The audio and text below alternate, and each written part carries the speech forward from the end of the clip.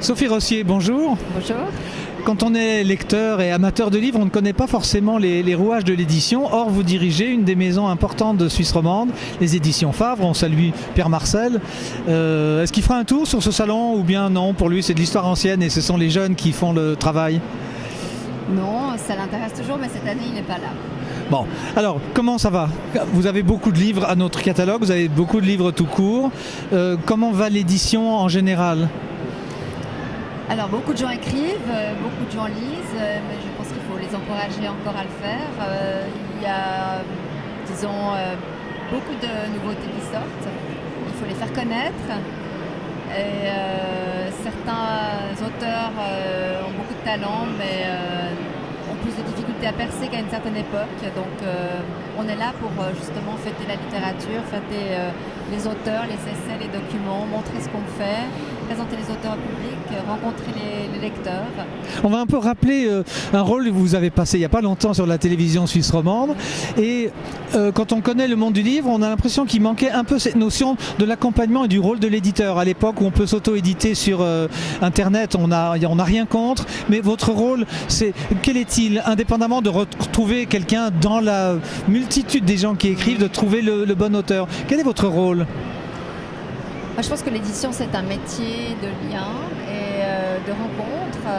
Parfois, on amène beaucoup de corrections, de suggestions. On aide l'auteur à faire éclore son sujet, à lui permettre de cibler son public. On lui trouve des fois un préfacier qui va valoriser son œuvre. On trouve aussi un illustrateur, un photographe, quelque chose qui va peut-être aussi enrichir son contenu. Et parfois, l'éditeur il est carrément à l'origine d'un projet de livre parce qu'il sent un petit peu les sujets qui sont dans l'air, il voit les questions auxquelles le public aurait envie de trouver des réponses. Donc, il va trouver peut-être un spécialiste, il va lui proposer d'écrire un livre et puis ensemble, ils vont arriver à un ouvrage qui sera conforme un petit peu aux attentes de l'éditeur qui connaît son marché. Et là, quand vous êtes sur un salon comme ça, vous avez le lecteur en face, vous avez le client en fait. Alors c'est ça, on voit exactement les préoccupations, les questions, les envies, les tendances.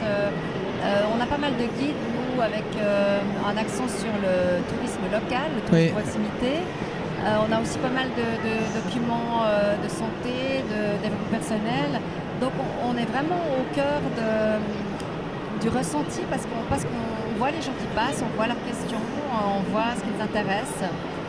Et si on vous dit que vous êtes très grand public, parce que beaucoup de vos livres sont chez nous, au catalogue de France Loisirs, si on vous dit que vous êtes grand public, c'est un compliment ou c'est un mauvais compliment? Alors je trouve que tous les livres doivent trouver leur public, donc qu'on soit grand public ou public pointu, c'est pas si grave, mais il ne faut pas que le livre passe à côté, des gens qui sont susceptibles de s'y intéresser.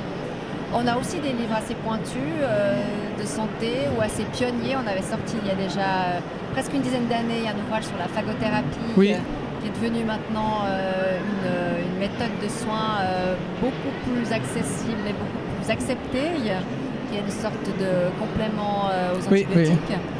Donc on se risque aussi parfois sur des sujets ou des terrains plus méconnus. Parce que c'est aussi la vocation de l'éditeur. Et justement, vous demandiez quel était le rôle de... Oui, c'est la première question en fait. Voilà. Et c'est aussi de défendre des livres qui sont moins faciles. Parce que l'auto-édition, elle fonctionne pour des ouvrages qui tout d'un coup émergent, mais qui ne vont pas forcément porter d'autres livres plus difficiles. Et c'est ça aussi la vocation de toute la chaîne du livre, du libraire, du distributeur. C'est d'offrir une diversité et d'éviter de polariser sur quelques tendances, quelques ouvrages, quelques auteurs, mais au contraire affirmer cette pluralité du livre et de l'écriture. Alors pour faire tout ce travail, vous n'êtes pas toute seule. On va être obligé de saluer Lydiane Qualia, Aline Lehmann et puis Sylviane Deria qui vous a rejoint il n'y a pas très longtemps et qui nous envoie. Ah voilà, et puis il y en a de celles qui sont parties. On peut Amandine Marchand qui était chez vous, qui suit sa route. Donc essentiellement féminin, vous aurez compris pourquoi c'est très difficile pour moi de travailler dans le livre avec vos éditions. Merci Sophie, bon salon Daniel. Et à très bientôt. Merci à vous.